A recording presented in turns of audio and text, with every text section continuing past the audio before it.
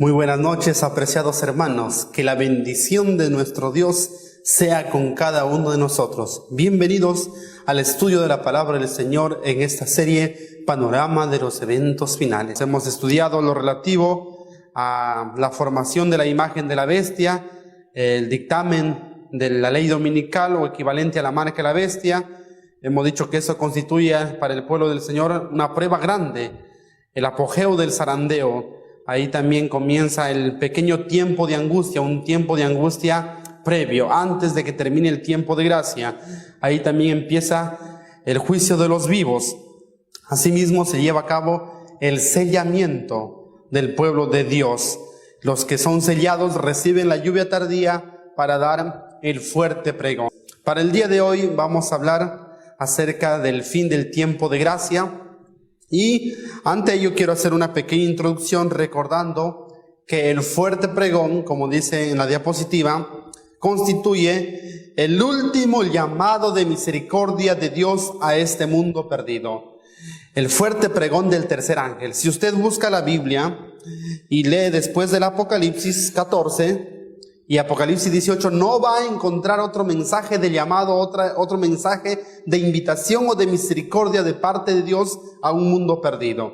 Es más, si leemos el capítulo 14, los versículos a continuación de terminar el triple mensaje angélico, habla de la segunda venida de Cristo. De igual manera, después de Apocalipsis 18, lo que podemos encontrar solamente es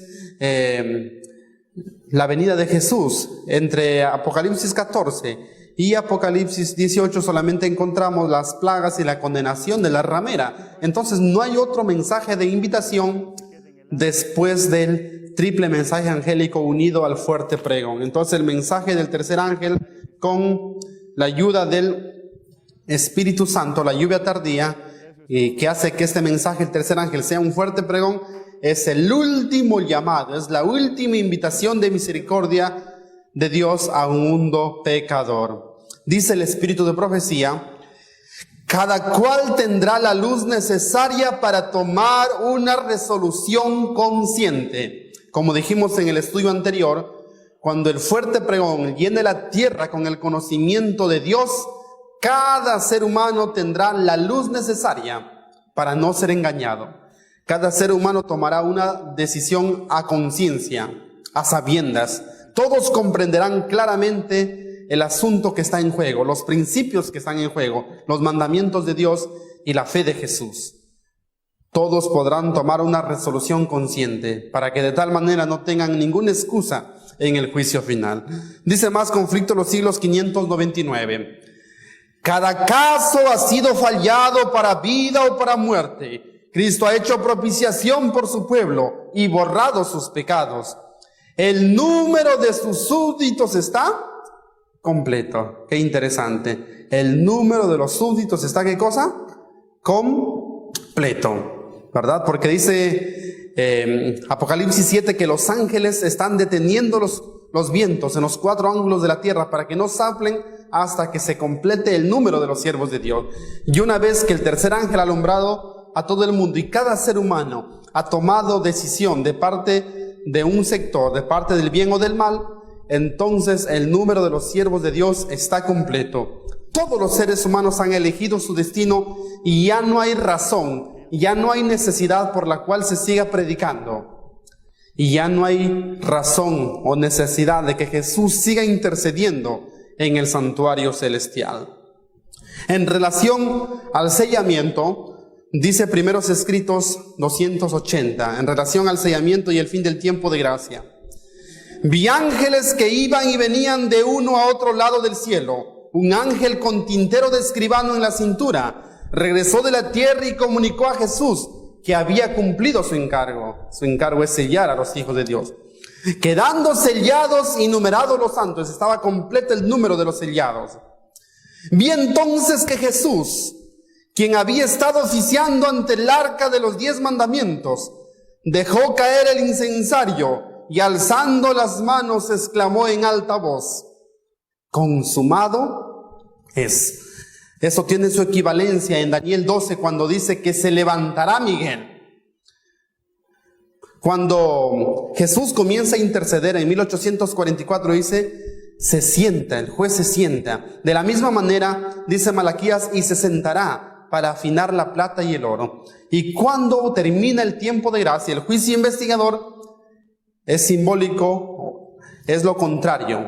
Dice, se levanta, ¿verdad? El símbolo es diferente. Entonces Jesús deja el incensario, deja caer el incensario. El incensario representa a que Jesús presenta sus méritos, su justicia a nuestro favor. Pero una vez que cada ser humano ha tomado su decisión, ya no se presentan más ninguna intercesión por ningún pecador, ninguna oración intercesora, ningún sermón llamando al arrepentimiento, porque ya cada ser humano tomó su decisión. Hasta este momento todavía había mártires, pero de aquí para adelante ya no hay necesidad que haya muerte, porque dijimos que la muerte podría servir como un llamado para que la gente se arrepienta, pero de aquí en adelante ya no hay necesidad de mártires. Es más, la muerte huirá en esos días de los seres humanos. Cuando Jesús termina su misión en el santuario celestial, en el lugar santísimo, su última fase en favor de la humanidad, la última fase de la salvación, que es la expiación o borramiento de pecados, entonces sucede algo interesante. 3 cosas que podemos ver aquí en esta diapositiva. Cambio de vestidura. Dice que Cristo se quita las vestiduras sumos sacerdotales y se coloca unas vestiduras de venganza. Deja de ser abogado. Ahora se convierte en juez y Él es el que va a dar el dictamen. El que es justo, sea justo todavía. El que es injusto, sea injusto todavía. Aquí entonces encontramos que Jesús asume un nuevo papel. De la misma manera se verifica las bodas del Cordero. ¿Qué es la boda del Cordero? El hecho que Cristo asume la dignidad de ser Rey de Reyes y Señor de Señores. Él viene en 1844 hacia el Anciano de Días a recibir el dominio, la gloria y el reino. Pero el reino, dice Ellen White, que se le da a la conclusión de su obra de mediador. Y es aquí, cuando termina su obra de mediador, cuando asume el papel de Rey de Reyes y Señor de Señores. En otras palabras, se verifica la parte central de la boda del Cordero. Jesucristo se casa, por así decirlo. Por eso la Escritura dice, vosotros seréis semejantes a hombres a que aguarden a que su Señor regrese de las bodas. Cuando Jesús regresa por segunda vez, la boda ya se ha verificado en el cielo. ¿Cuándo se ha verificado? Precisamente cuando termina el tiempo de gracia. Cuando Jesús deja de interceder, cuando se ha completado el número de los sellados, y ya no hay también razón para que los ángeles sigan sosteniendo los vientos que representan a las guerras, que representan a las pasiones humanas, que representan al poder diabólico que dirige a la humanidad. Y se verán cosas que hoy en día a nuestra lógica, a nuestra razón nos parecen inimaginables, que nos parece imposible que sucedan. ¿Cómo es que va a haber persecución? ¿Cómo es que se va a dar un decreto de muerte si es que hay derechos humanos? Si es que hay leyes civiles que garantizan la libertad de conciencia y garantizan el respeto a la igualdad y el respeto a la vida. Pero cuando el Espíritu Santo se aleje de los hombres y los ángeles suelten estos vientos, el mundo quedará a merced de Satanás y se verán cosas terribles que hoy día ni soñamos. El Espíritu Santo es lo que hoy en día refrena las pasiones humanas, pero en este momento los ángeles soltarán los vientos y veremos cosas terribles, ¿verdad? Entonces, esa es la introducción al tema de hoy, el fin del tiempo de gracia. Y quiero abrir la Biblia y leer con ustedes una historia, una parábola muy significativa que tiene relación con el fin del tiempo de gracia. Se encuentra en Cantares. Cantares capítulo 5, versículo 2 hasta el 6. Y yo dormía, pero mi corazón velaba. La voz de mi amado que llamaba, ábreme, hermana mía, amada mía, paloma mía, perfecta mía, porque mi cabeza está llena de rocío, mis cabellos de las gotas de la noche. Me he desnudado mi ropa, dice la amada. ¿Cómo me he de vestir? He lavado mis pies. ¿Cómo los he de ensuciar? Mi amado metió su mano por la ventanilla y mis entrañas se conmovieron dentro de mí. Yo me levanté para abrir a mi amado y mis manos gotearon mirra, y mis dedos mirra, que corría sobre las aldabas del candado. Abrí yo a mi amado, mas mi amado se había ido. Había ya pasado, y tras su hablar salió mi alma. Lo busqué y no lo hallé. Lo llamé y no me respondió. Es significativo que esta parábola ilustra lo que Dios hace con nosotros y lo que hará. El Señor nos llama durante un determinado tiempo, nos invita de una u otra manera personal y de una manera general al mundo. Él da un tiempo de gracia. No es que se va a acabar la gracia de Dios es su misma naturaleza, su mismo amor. El amor de Dios es ilimitado, pero hay un tiempo de gracia, hay un tiempo que está en oferta la salvación. Y llegará el momento cuando algunos tendrán la necesidad, cuando algunos recién buscarán, pero ya no la hallarán. Dice que Jesús hasta fuerza, porque dice, mete la mano para tratar de abrir. Y Jesús nos llama de una u otra manera, muchas veces a través de cosas fuertes para poder entender. La Biblia dice, yo reprendo y castigo a los que amo. Por ejemplo, la situación actual que estamos viviendo es un llamado directo de Dios. Él en su amor permite que pase esas cosas. No es que Él nos mande las enfermedades, no es que Él nos mande los accidentes o las pruebas que nosotros tenemos. Eso viene de parte de Satanás, pero Dios permite eso en su amor para que nosotros reflexionemos. Por Él fuera, Él nos llevara al cielo, aunque no querramos, por Él fuera, pero Él respeta nuestra libre determinación. Somos entes morales libres y el Señor respeta esa libertad y no nos puede llevar al cielo por la fuerza. En ese momento, dice la Escritura, que correrán de mar a mar buscando quien les predique, pero ya no lo hallarán porque se terminó el tiempo de oportunidad.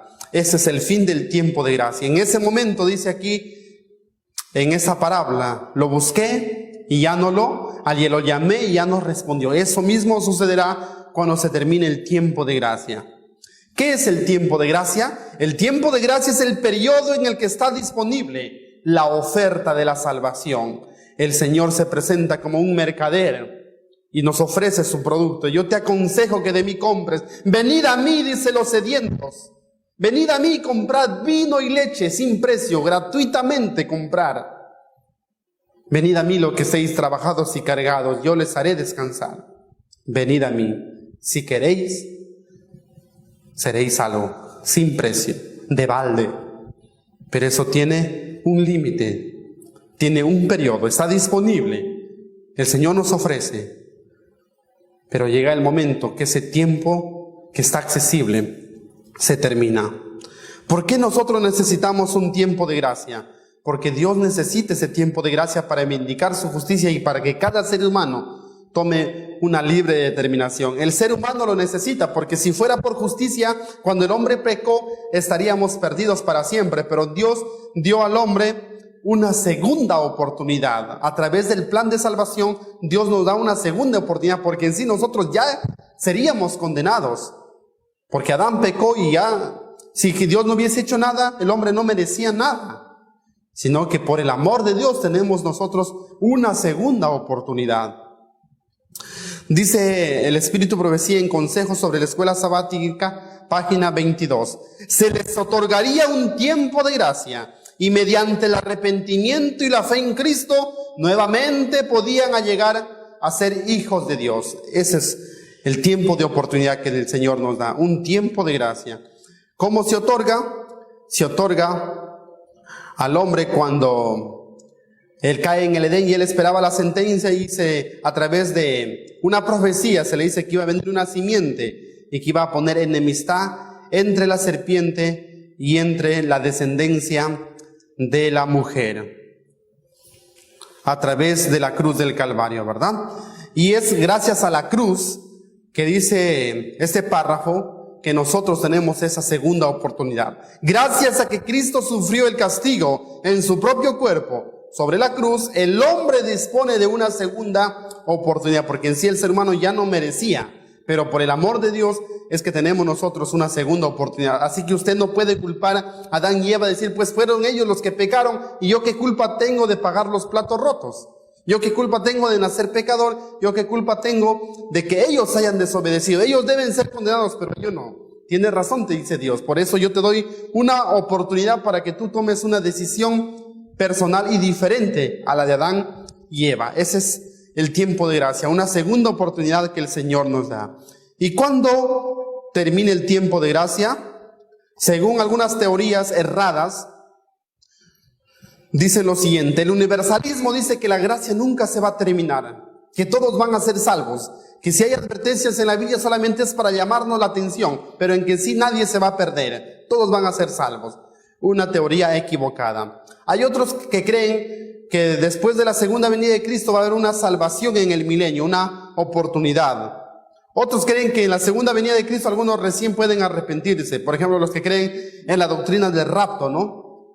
Dicen, son raptados los hijos de Dios, y luego de eso hay todavía un periodo de tiempo para que algunos se puedan arrepentir. Pero la Biblia no dice eso.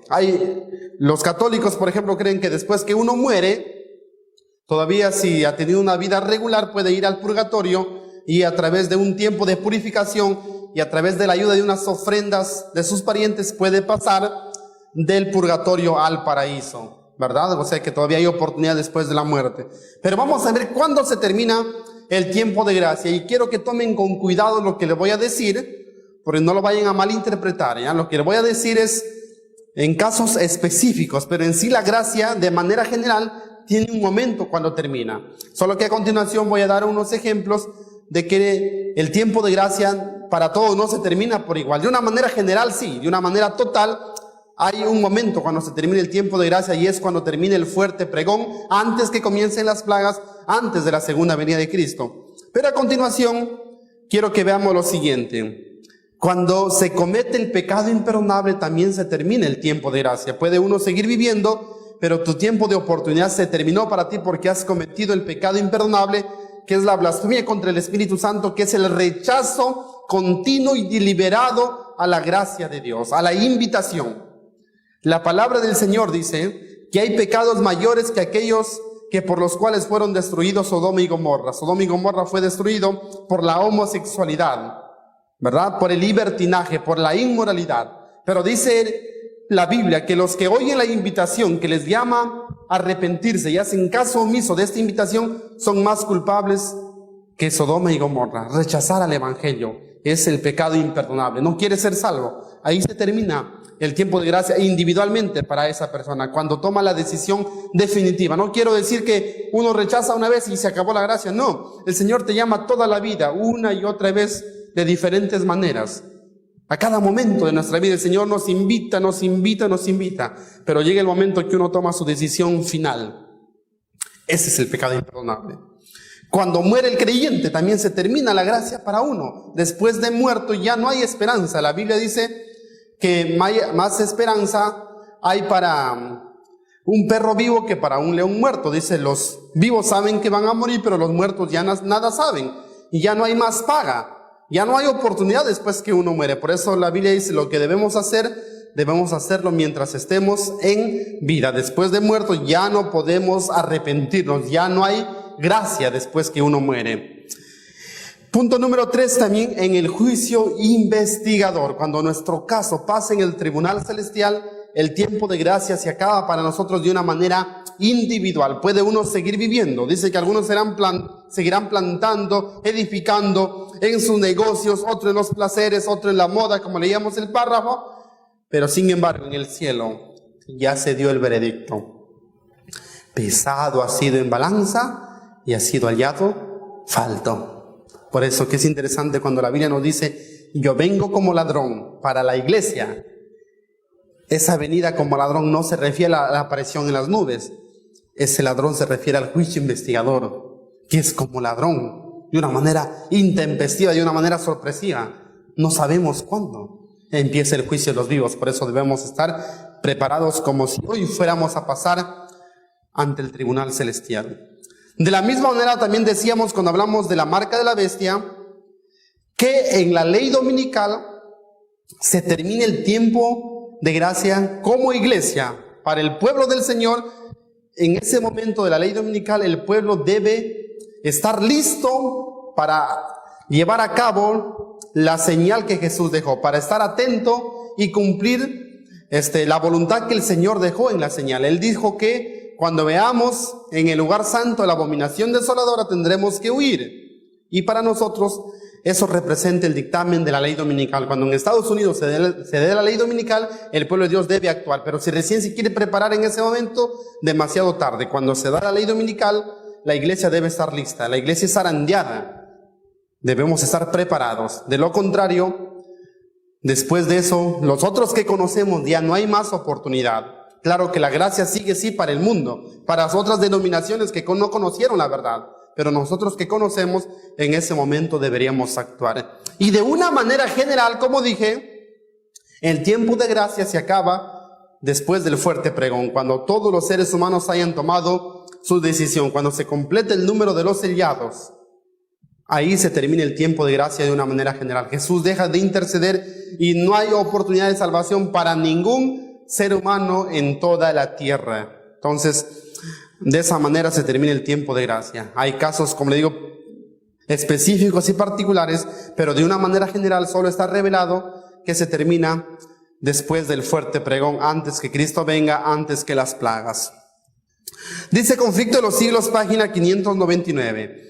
Cuando termine el mensaje del tercer ángel, lo que veníamos diciendo, la misericordia divina no intercederá más por los habitantes culpables de la tierra. Entonces Jesús dejará de interceder en el santuario celestial, levantará sus manos y con gran voz dirá: hecho es.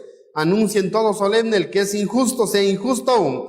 Cada caso ha sido fallado para vida o para muerte. Todo caso está determinado.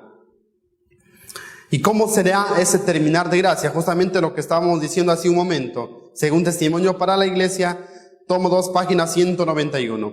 Termina el tiempo de gracia. Las intercesiones de Cristo cesan en el cielo. Este tiempo llega finalmente sobre todos en forma repentina. Para el mundo es de forma repentina, como ladrón. Ellos ni se imaginan. Cuando en el tiempo del diluvio, en el tiempo de Noé, se cerró la puerta del arca, la gente seguía practicando sus actividades comunes, seguían plantando, edificando, seguían burlándose de Noé. Es más, la fe de Noé es probada. Nadie sabía que se había terminado el tiempo de gracia. Dice que vino un ángel poderoso y cerró la puerta. Y antes que caiga el diluvio, demoraron todavía 7 días y la fe de Noé fue probada. De la misma manera, el mundo no sabrá que el tiempo de gracia, el tiempo de oportunidad se ha terminado. Ellos dirán: oh, a través de este dictamen dominical todos estamos unidos. Ahora tenemos grandes siglos de prosperidad, ahora tenemos felicidad porque estamos unidos. Y dirán: paz y seguridad. Sin embargo, la Escritura dice en Tesalonicenses, cuando ellos digan esto, paz y seguridad, vendrá destrucción repentina como mujer en dolores de parto, y no escaparán. De una manera repentina es el fin del tiempo de gracia. Por eso que hay una invitación, un llamado para cada uno de nosotros. Joyas de los Testimonios o Testimonios para la Iglesia, tomo 2, página 172. No sea que viniendo de repente nos encuentre durmiendo. ¿A qué tiempo se refiere aquí? Dice la sierva de Dios. No a la manifestación de Cristo en las nubes del cielo para encontrar un pueblo dormido, no.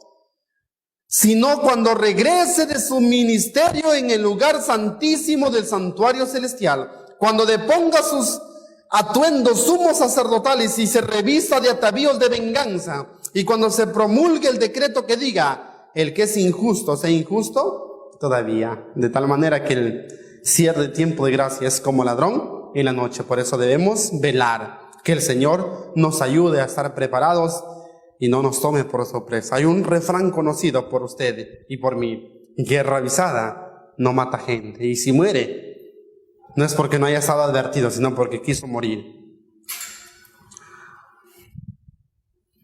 Bueno, ahí tenemos aproximadamente el momento cuando se cierra el tiempo de gracia, ¿verdad? Según ustedes pueden ver ahí en la diapositiva, justamente cuando después de la ley dominical se lleva a cabo el sellamiento. Gracias al sellamiento reciben la lluvia tardía y el fuerte pregón, y entonces a continuación de eso se termina el tiempo de gracia. Por lo tanto, ¿qué debemos hacer debido a que es poco el tiempo que disponemos? Isaías 55:6 nos da una importante recomendación. Buscad a Jehová mientras pueda ser hallado y llamadle entre tanto que está cercano. Ahora que hay tiempo de oportunidad, ahora que podemos hacerlo, ahora que Jesús está intercediendo en el santuario celestial por nosotros, acerquémonos confiadamente al trono de la gracia. Es hora de vencer los defectos de carácter. Es hora de buscar al Señor. Llegará el momento cuando por más que busquemos no lo podremos hallar. Cuando por más que llamemos no nos escuchará. Habrá hambre y sed de la palabra del Señor. Irán errantes de mar a mar buscando quien lo predique. Y ya no lo hallarán. No lo hallarán no es porque el Señor los haya raptado, no, sino porque los hijos de Dios ya no tendrán razón de predicarlo y estarán huyendo por los lugares desolados, desiertos de la tierra. No olvidemos que cuando se dé la ley dominical, los hijos de Dios salen. Mientras más se agudiza la persecución, ellos tienen que ir a lugares más inhóspitos, más inalcanzables. Entonces, obviamente, no va a haber quien les predique a estos seres humanos. Isaías 1:18 dice, venid luego, con presura, hermano. Mucho cuidado con las dilaciones, con las postergaciones. A veces decimos, sí, después lo voy a hacer, después, y ese después nunca llega. El Señor nos llama hoy y hoy debemos estar listos. Estemos a cuentas, dice el Señor. Y Él está dispuesto a perdonar nuestros pecados. No importa la magnitud. Él quiere perdonar y quiere que estemos a cuenta con Él. El Señor nos ayude y nos bendiga. Entonces, en el panorama de los eventos finales, estamos en la parte final, como usted lo puede ver en la diapositiva, cuando ya se da el fuerte pregón. Entonces cada ser humano dijimos que es alumbrado su conciencia con la gloria de Dios, con el conocimiento de la verdad, y tiene la opción a tomar una decisión consciente. Todo el mundo toma su decisión en favor o en contra de la verdad. Entonces se completa el número de los hijos de Dios, se termina el sellamiento, los ángeles sueltan los vientos, se termina el tiempo de gracia. Y una vez que se termina el tiempo de gracia, como ustedes pueden ver en la siguiente diapositiva, Jesús ya no intercede y los ángeles al soltar los vientos, ahora viene el castigo de Dios, la ira de Dios, la obra extraña que habla las Escrituras. 7 postreras plagas que nosotros podemos ver ahí en el diagrama. 7 postreras plagas. Y justamente ese es el tema que vamos a estudiar a continuación.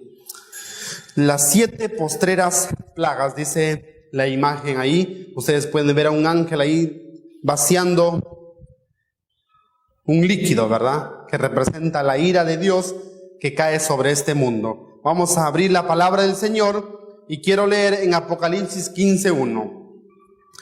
Vi en el cielo otra señal, grande y admirable, 7 ángeles que tenían las 7 plagas postreras, porque en ellas se consumaba la ira de Dios.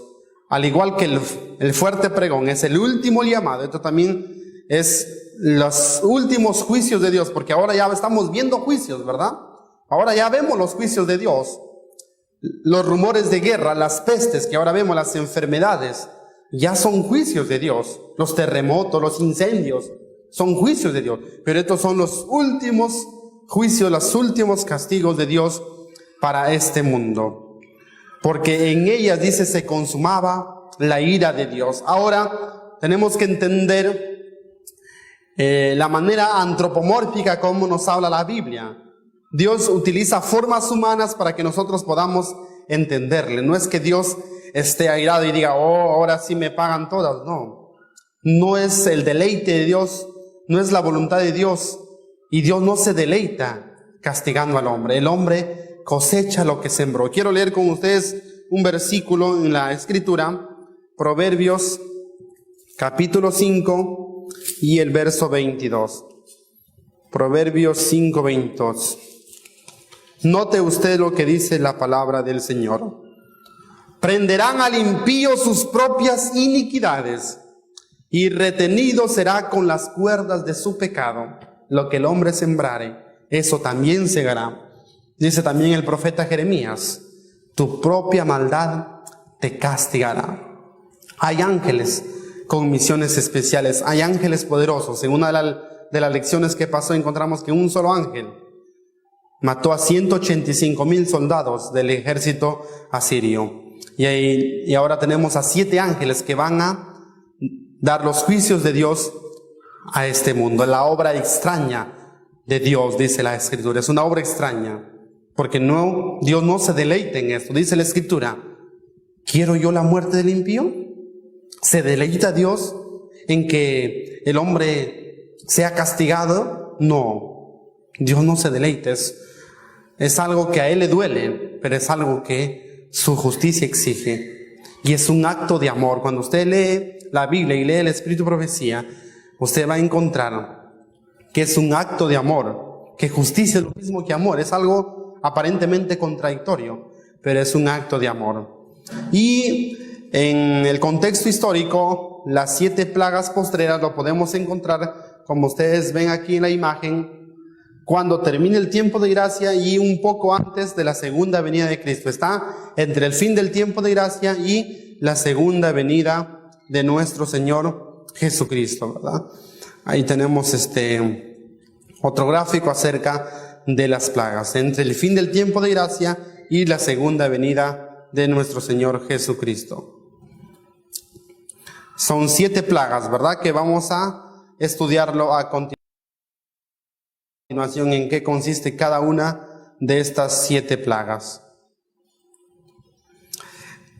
Dice el Espíritu de Profecía, Testimonio para los Ministros, página 446. Cuando los siervos de Dios hayan sido juzgados, el número de sellados completado y se cierre el tiempo de gracia, iban a caer las plagas. La copa de su iniquidad estará llena. Está rebosando la copa de la ira de Dios. Y ahí llegará el momento que esté lleno completamente. Cuando Cristo termine su obra de intercesión y retire su espíritu de la tierra, Jesús es el que está deteniendo estos juicios, ¿verdad? Con su intercesión. Pero una vez que deje de interceder, entonces veremos estos juicios sin mezcla de misericordia. El mundo no ha visto ningún evento similar. No hay ningún precedente en la historia de la humanidad. Ahora vemos juicios, sí, pero con mezcla de misericordia. Jesús aún está en el santuario. Cuando Jesús se abandone el santuario, se verán los juicios de Dios sin mezcla de misericordia. ¿Qué son las plagas? Las plagas son la manifestación de la justicia retributiva de Dios para vengar el sufrimiento y la sangre de los santos. Serán consecuencias de la rebelión del mundo, el desafío del papado de ser igual a Dios y sujetar a Dios a su autoridad aún. Es la ejecución del decreto de Dios en contra de los violentos y crueles. Esas son las plagas. La justicia retributiva de Dios. ¿Por qué razones se dan las plagas? En primer lugar, para vindicar la justicia de Dios. Porque dicen los santos, ¿hasta cuándo? Dice, ¿cuándo Dios va a hacer algo? ¿Cuándo Dios va a hacer justicia? Aquí se vindica la justicia de Dios. Para vindicar también a los santos. Para vengar la sangre de los santos. ¿Verdad? Hay una plaga que dice, llegan a tomar sangre, y eso es literal, porque ellos derramaron la sangre de los hijos de Dios. ¿Y cuáles son las características? Es el derramamiento del vino de su ira vaciado puro en el cáliz de su ira. La ira será espantosa y terrible. Hará beber a la tierra las heces de la copa de su ira, dice Primeros Escritos 275, o sea, lo más terrible de la ira de Dios. ¿Cómo serán estas plagas? ¿Caerán en todo el planeta? ¿Serán universales, internacionales, o sea, en todo país? Mire lo que dice Conflicto de Siglos, página 686. Las plagas no serán universales. De lo contrario, los habitantes de la tierra serán enteramente destruidos. Sin embargo, serán los azotes más terribles que hayan sufrido jamás los hombres.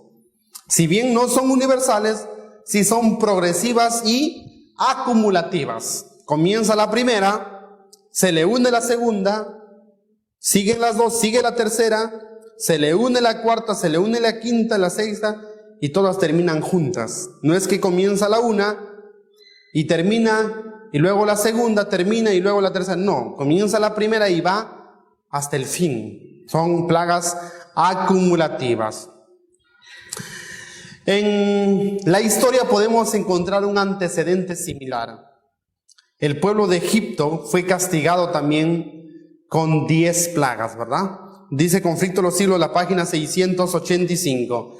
Las plagas que cayeron sobre Egipto cuando Dios estaba por libertar a Israel fueron de índole análoga, o sea, similar a los juicios más terribles y extensos que caerán sobre el mundo inmediatamente antes de la liberación final del pueblo de Dios. Y ahí tenemos una imagen de las 10 plagas de Egipto, y serán similares las plagas que caerán sobre el mundo impenitente en el tiempo del fin.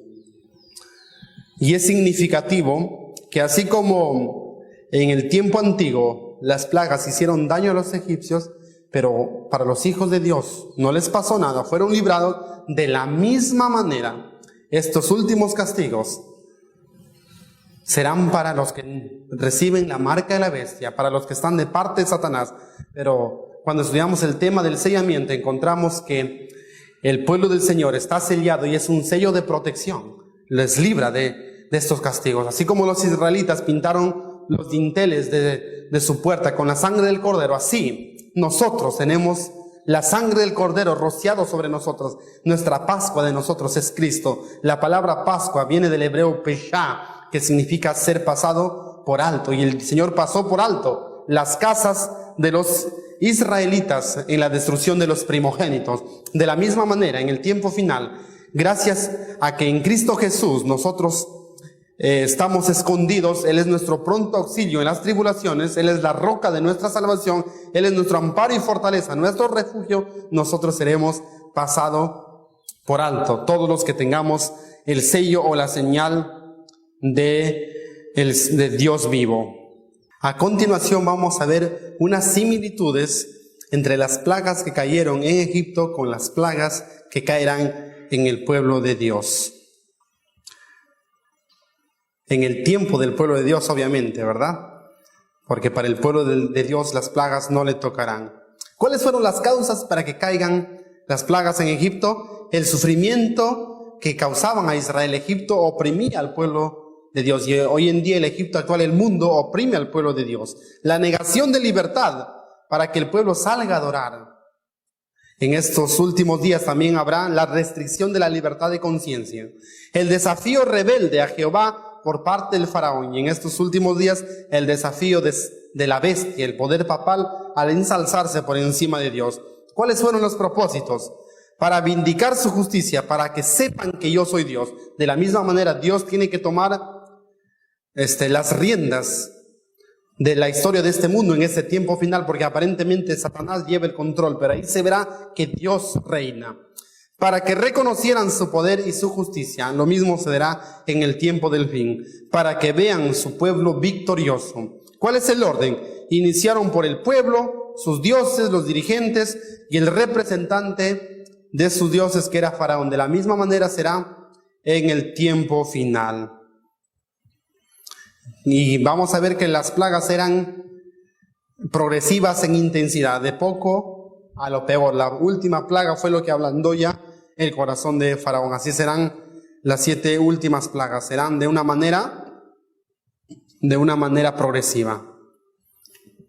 ¿Y cuáles son las causas en este tiempo final? Veamos las abominaciones, el movimiento dominical. La legislación del domingo es la mayor de todas las abominaciones por la cual viene la ira de Dios. La apostasía de la iglesia. Muchos adventistas apostatarán y se unirán a Babilonia.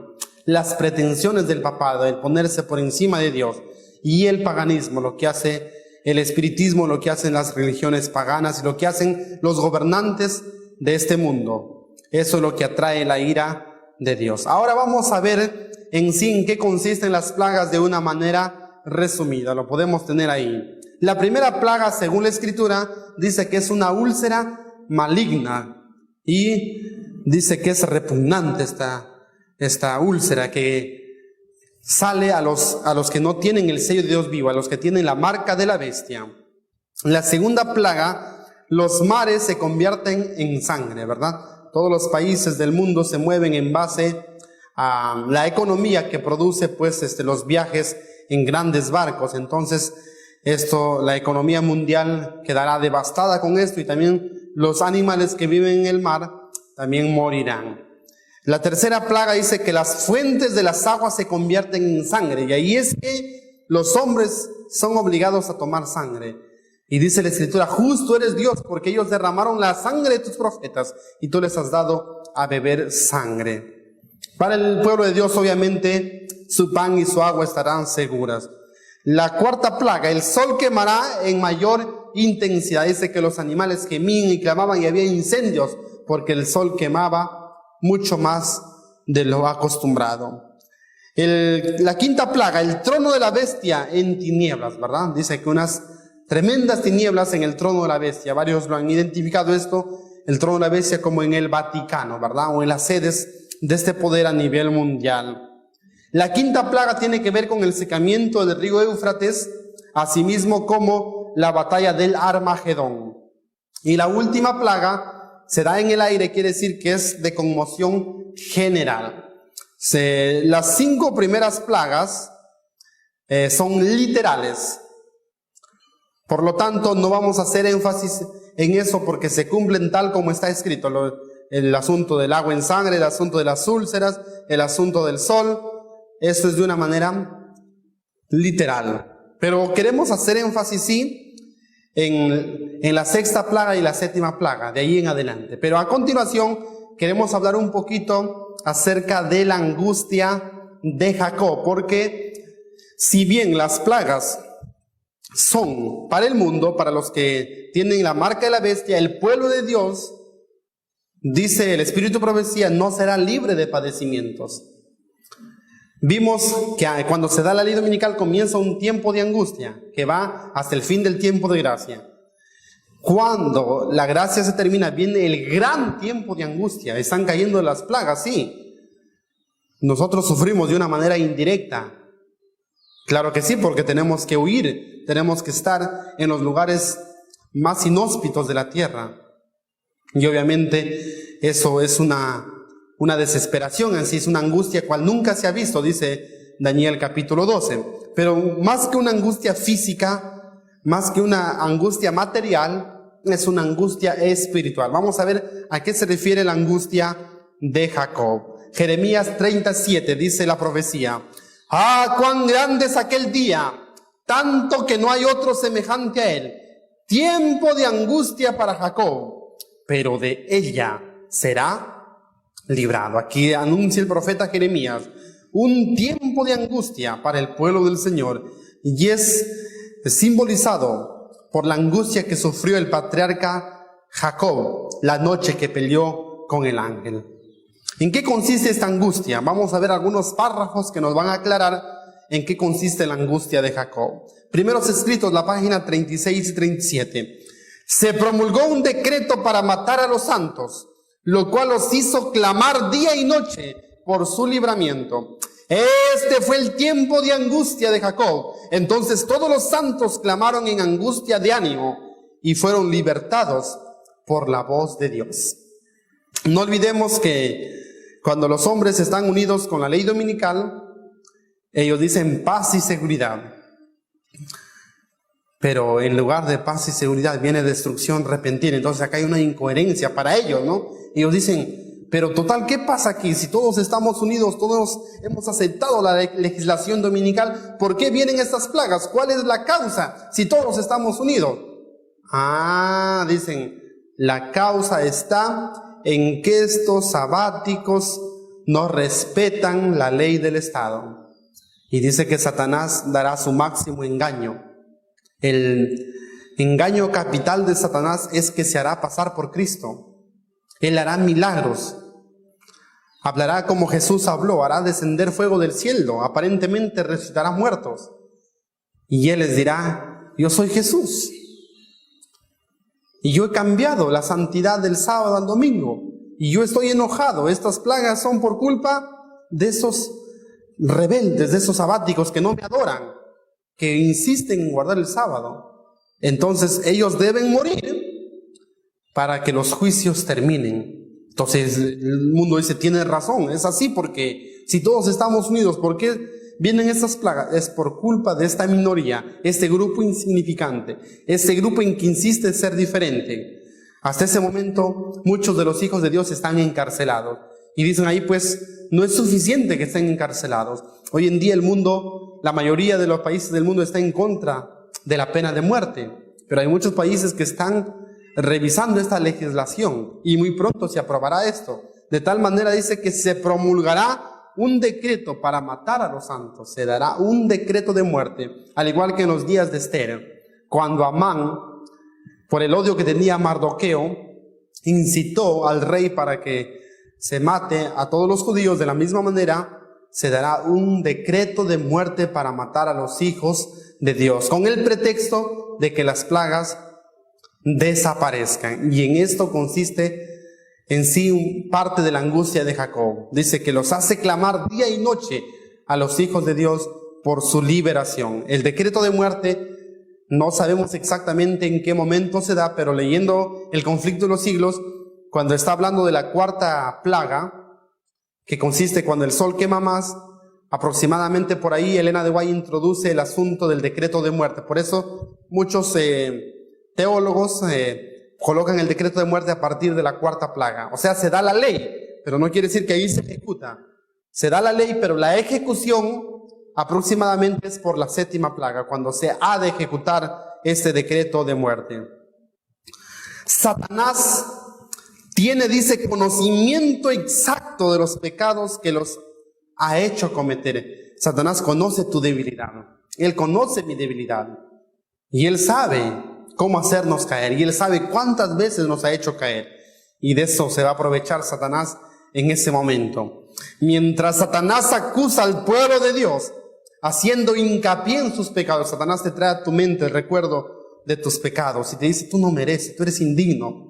Tú eres pecador, mira lo que has hecho. No mereces el perdón de Dios. Dice que Satanás, él no sabe que los hijos de Dios ya están sellados, pero más o menos él calcula. ¿Por qué? Porque ve los acontecimientos. Él infiere, dice, él infiere que la gracia ya se ha terminado, o sea que él razona.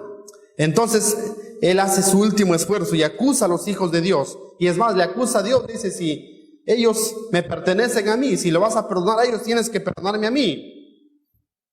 El Señor permite, dice, probarlos hasta el extremo. Somos probados. ¿Por qué? Porque Satanás dice, ellos me corresponden. Entonces ahí tenemos una lucha entre el bien y el mal. Satanás dice, me corresponden. Dios dice, no, son míos.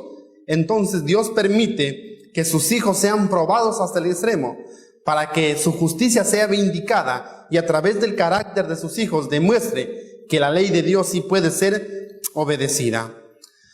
Dice que los hijos de Dios reconocen plenamente su debilidad e indignidad. Satanás trata de aterrorizarlos con la idea de que su caso es desesperado, de que las manchas de su impureza no serán lavadas jamás. Espera así aniquilar su fe, hacerle ceder a sus tentaciones y alejarlos de Dios. Eso quiere Satanás, pero no lo logra. Son tentados a dudar, pero ya no dudan porque ellos están sellados, ya no pecan. Son tentados, sí, igual que Jesús en la cruz del Calvario, fue tentado a dudar. Pero sin embargo, ¿qué pasa a continuación? Vamos a ver este último párrafo referente a este tiempo de angustia. Su fe no decae si sus oraciones no reciben inmediata contestación. Aunque sufren la ansiedad, el terror y la angustia más desesperantes, no dejan de orar. Echan mano del poder de Dios, como Jacob se aferró al ángel, y de sus almas exhala el grito: no te soltaré hasta que no me hayas bendecido. Y Dios dice al final, después que han luchado al igual que Jacob, le dicen: por cuánto has luchado y has vencido, entonces tienes un nombre nuevo. Los hijos de Dios también son vencedores al aferrarse de la misericordia de Dios. Tienen la seguridad de que el Señor ha perdonado sus pecados. Cuán importante es entonces, queridos hermanos, que en ese tiempo tengamos la seguridad de que Dios perdona nuestros pecados.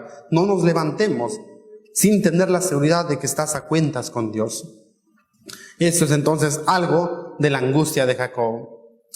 Vamos a hablar un poquito acerca de la sexta plaga. La sexta y la séptima plaga vamos a hacer hincapié. Por hoy noche vamos a hablar solamente de la sexta plaga. El día de mañana vamos a hablar de la séptima y vamos a concluir este seminario. Sexta plaga, Apocalipsis 6:12. El sexto ángel derramó su copa sobre el gran río Éufrates, y el agua de éste se secó, para que estuviese preparado el camino a los reyes del oriente. Esta profecía también ha sido un foco de controversia entre el mismo pueblo de Dios. Muchos dicen que esta plaga es literal y otros dicen que es simbólica.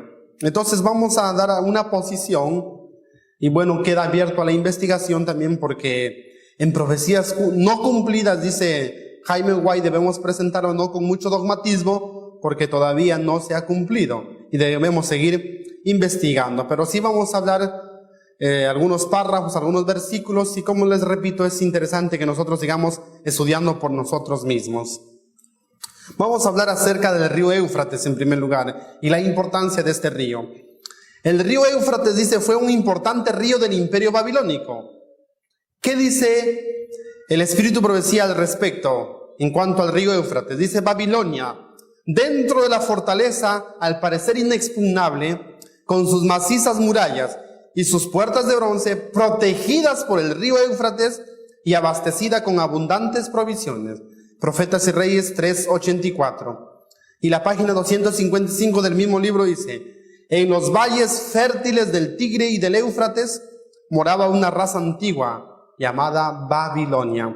Justamente la palabra Babilonia es una palabra que significa entre ríos. La palabra de Babilonia era una llanura que se encontraba entre el río Éufrates y el Tigris. Era una tierra muy fructífera, muy rica, ¿verdad?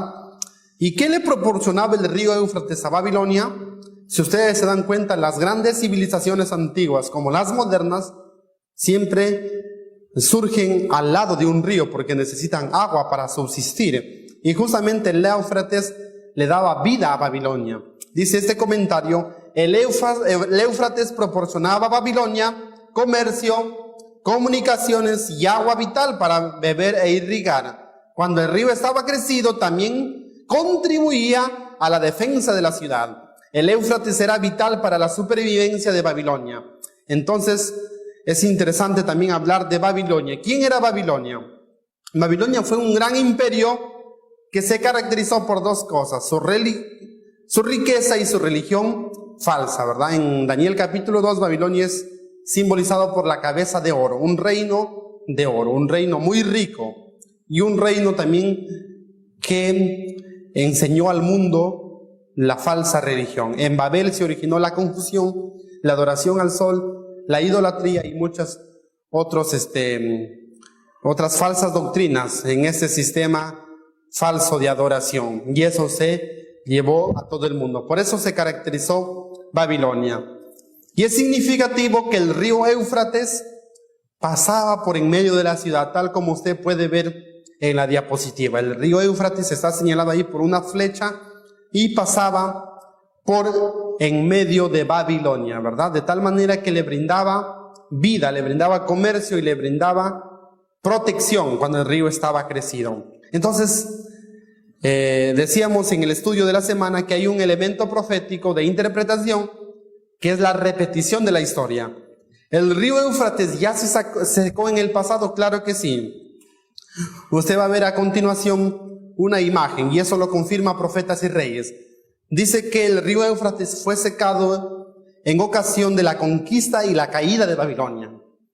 Vino Ciro con sus ejércitos del oriente y desviaron las aguas del río Éufrates para que puedan pasar en seco. Babilonia estaba de fiesta, estaban celebrando en ese momento en orgías y se estaba escribiendo en la pared: Mene, Mene, Tekel Uparsin. Y justo es cuando entra Ciro con sus ejércitos y toman prisionero a Belsasar y muere Belsasar. Entonces esto ya sucedió en la historia, ya se secó el río Éufrates y fue la única estrategia posible porque no había otra manera de conquistar a Babilonia.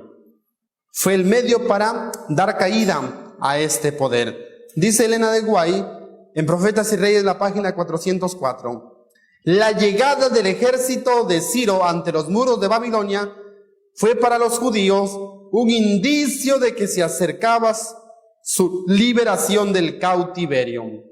Ciro estaba unido a Darío, eran dos reyes, ¿verdad? Ciro representaba al imperio de los persas y Darío al imperio de los medos.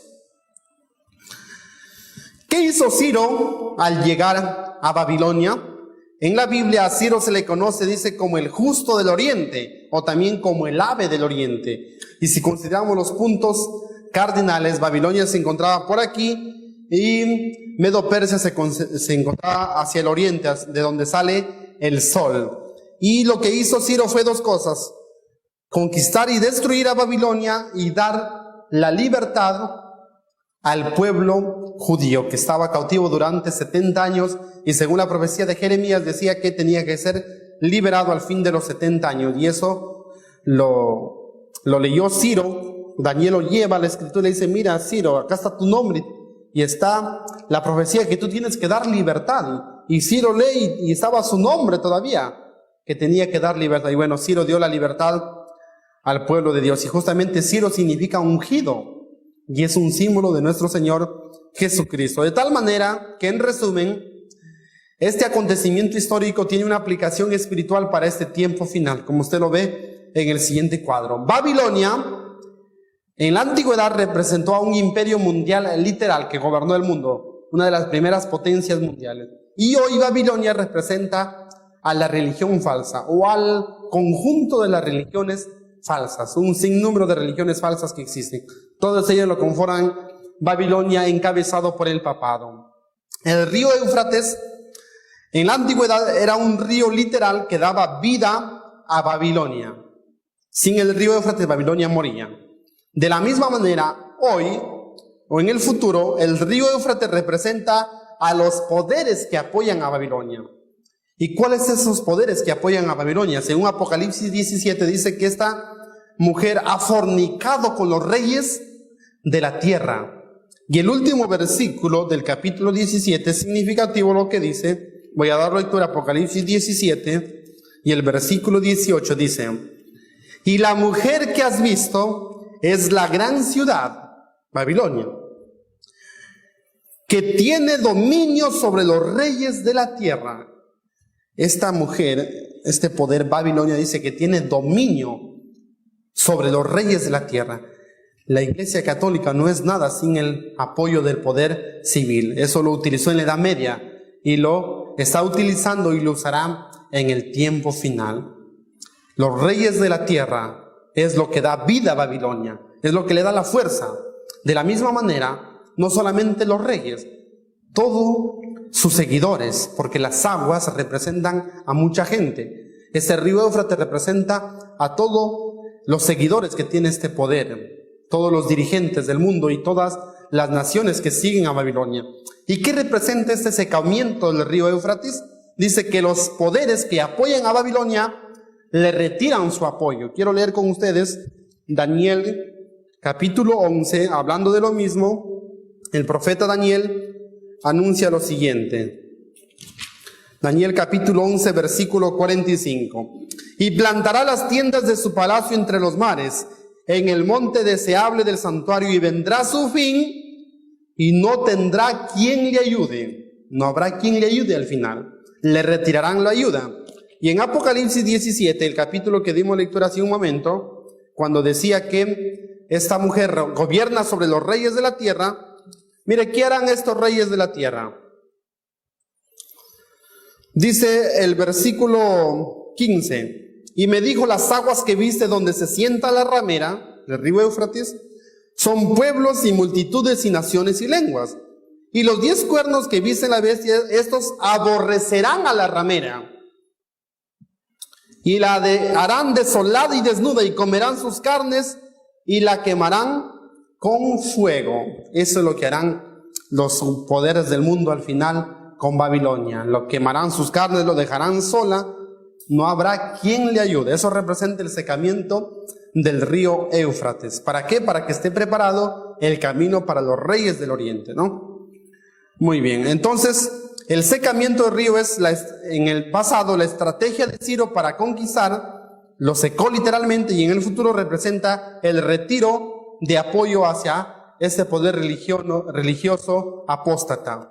Y los reyes del oriente, ¿quién representa? En la antigüedad, a Ciro, Darío y sus ejércitos que vinieron del oriente, y en el futuro representa a Jesús y sus millares de ángeles. Y dice la Escritura, como el relámpago que sale del oriente y se muestra hasta el occidente, así será la venida del Hijo del Hombre. Y Elena de Guay dice, pronto vimos en el este una pequeña nubecilla negra, como a la mitad de la palma de una mano, que era la nube en donde viene nuestro Señor Jesucristo con los millares y millares de ángeles, y viene por el oriente. Así que los reyes del oriente representan a nuestro Señor Jesucristo. Y al igual que Ciro, cuando llegó a Babilonia, la conquistó, la derrotó, la destruyó y dio libertad al pueblo de Dios, así Jesús cuando viene da el golpe final a Babilonia, porque la Escritura dice en segunda a los Tesalonicenses, quiero leer por favor segunda a los Tesalonicenses, ¿qué hará Jesús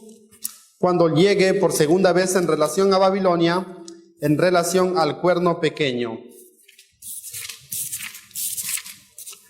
Segunda Tesalonicenses capítulo 2, y vamos a leer en el versículo 8. Y entonces será revelado aquel inicuo, al cual el Señor matará con el espíritu de su boca, y destruirá con el resplandor de su venida. Babilonia es castigada justamente en la venida de nuestro Señor Jesucristo. Y eso está en la siguiente plaga. Dice que Babilonia vino en la memoria de Dios para darle su castigo. Y esa gran ciudad se divide en tres, dice. Entonces se divide en tres, porque justamente lo componen tres. Una triple alianza que conforma Babilonia en el tiempo final, que vamos a ver en el siguiente versículo. Entonces Jesús derrota a Babilonia, pero al igual que Ciro, no solamente lo derrotó a Babilonia, sino que también dio libertad al pueblo de Dios. Así también Jesús liberará al pueblo de Dios, y eso vemos en la séptima plaga, ¿verdad? Cuando viene el terremoto, cuando viene la voz, cuando está a punto de ejecutarse el decreto de muerte, viene Jesús y da libertad a su pueblo. Y eso encontramos en el conflicto de los siglos. El capítulo dice la liberación del pueblo de Dios. Y esto es en sí la batalla del Armagedón. La Escritura dice en Apocalipsis capítulo 16, vamos a dar lectura, refiriéndonos a eso en el contexto de la sexta plaga. Vamos a leer desde el versículo 3 en adelante. Y vi salir de la boca del dragón y de la boca de la bestia y de la boca del falso profeta 3 espíritus inmundos a manera de ranas, porque son espíritus de demonios haciendo milagros, que van a los reyes de la tierra y a todo el mundo, para congregarlos para la batalla de aquel gran día del Dios Todopoderoso. Y dice el versículo 16, y los congregó en el lugar que en hebreo es llamado Armagedón. Aquí podemos ver el punto álgido de esta batalla del Armagedón, pero en sí, la batalla del Armagedón comienza desde que se da la ley dominical, cuando se da la marca de la bestia y el fuerte pregón divide al mundo. Desde ahí ya está la batalla del Armagedón, sino que aquí se ve casi el desenlace, por así decirlo, ¿no? El Armagedón viene de dos voces griegas, Har y Megidón. Har era una colina o ladera, montaña, y Megidón representa a Megido, por lo tanto podríamos decir la colina del Megido. Aquí podemos ver una imagen de la llanura del Megido, donde Israel libraba las batallas, ¿verdad? Donde Israel salía victorioso, donde el Señor daba la victoria al Israel antiguo. Y esto es algo simbólico para el tiempo final. Sabemos que el Armagedón tiene antecedentes. Sabemos que en sí la guerra entre el bien y el mal, el gran conflicto de los siglos, se origina en el cielo, cuando Lucifer, que ustedes ven aquí en la imagen, quiso ser igual a Dios en el cielo, y él conquistó a la tercera parte de los ángeles. Y si él hubiese querido y hubiese podido, nunca se hubiese retirado del cielo. Ya no había lugar en el cielo. Y él nunca se hubiese ido por la buena. Por eso dice, hubo una guerra y luchaban Miguel y sus ángeles contra el dragón, contra Satanás. Y fue arrojado el dragón, ¿verdad? Dice que hubo una guerra en el cielo antes de ser arrojado entre Miguel y sus ángeles y el dragón y sus ángeles. Esa guerra se traslada al cielo. Aparentemente Satanás va triunfando, pero en la cruz del Calvario Jesucristo da el golpe mortal a Satanás, lo aplasta la cabeza de la serpiente, pero el desenlace es al final.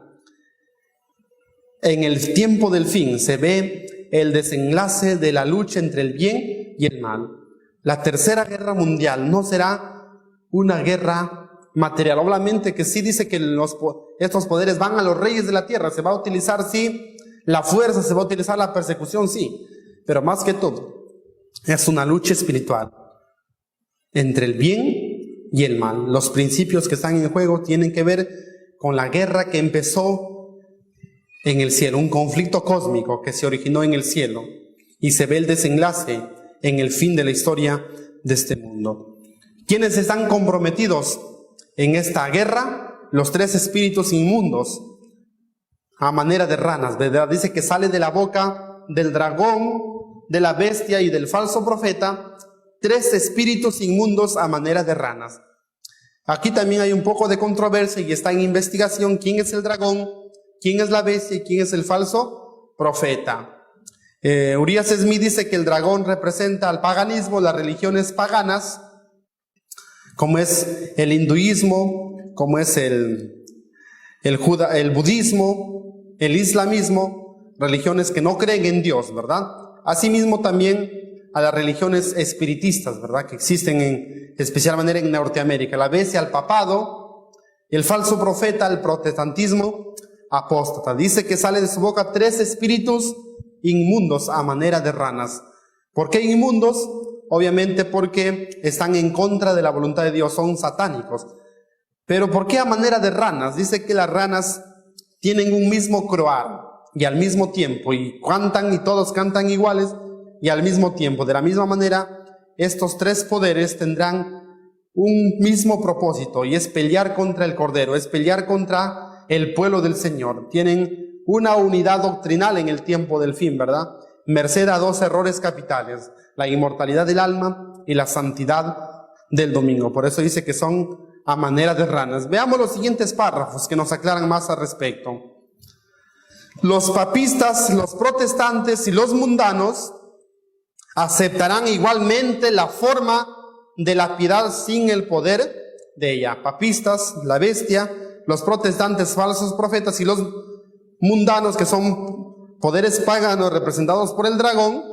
Entonces es esta triple alianza, ¿verdad? Que va a buscar a los reyes de la tierra. Y el siguiente párrafo dice: los reyes, príncipes y gobernantes han colocado sobre sí mismos el rótulo del anticristo, ¿verdad? Están en contra de Cristo. Y dice que estos tres espíritus van a los reyes de la tierra, porque todos los reyes de la tierra van a dar su resolución en contra de Dios, al dar la legislación dominical, no solamente en Estados Unidos, sino en todos los países del mundo. Todos los reyes de la tierra se pondrán en contra del Cordero. Todo el mundo en sí estará en contra del Cordero. De una manera proporcional, los que se pierden y están de parte del mal en relación a los que se salvan y están de parte del bien, hay una diferencia abismal. Son poquísimos los que están de parte del bien, una compañía insignificante. Por eso la Biblia dice: no temáis, manada pequeña. Mensajes Selectos, tomo 3, dice: los ángeles malos unirán sus poderes con los hombres inicuos, tomarán formas humanas estos demonios y también estarán en esta lucha final entre el bien y el mal. El siguiente párrafo nos aclara más al detalle y nos hace ver quién tomará parte de esta batalla. Todo el mundo estará de un lado o del otro del asunto en litigio. Tendrá lugar la batalla del Armagedón, y ese día no debe encontrar a ninguno de nosotros durmiendo. Debiéramos estar completamente despiertos, como vírgenes prudentes, que tenemos aceite en nuestras vasijas y en nuestras lámparas. El poder del Espíritu Santo debe estar sobre nosotros, y el capitán de la hueste del Señor estará a la cabeza de los ángeles del cielo para dirigir la batalla. Será una lucha sin precedentes, una lucha entre el bien y el mal. Satanás quisiera aniquilarnos, pero el Señor es nuestro general y Él no lo permitirá. Quiere el Señor bendecirnos, quiere ayudarnos a comprender su palabra y sobre todo a poder practicarla. Es mi deseo en el nombre de Cristo Jesús. Amén.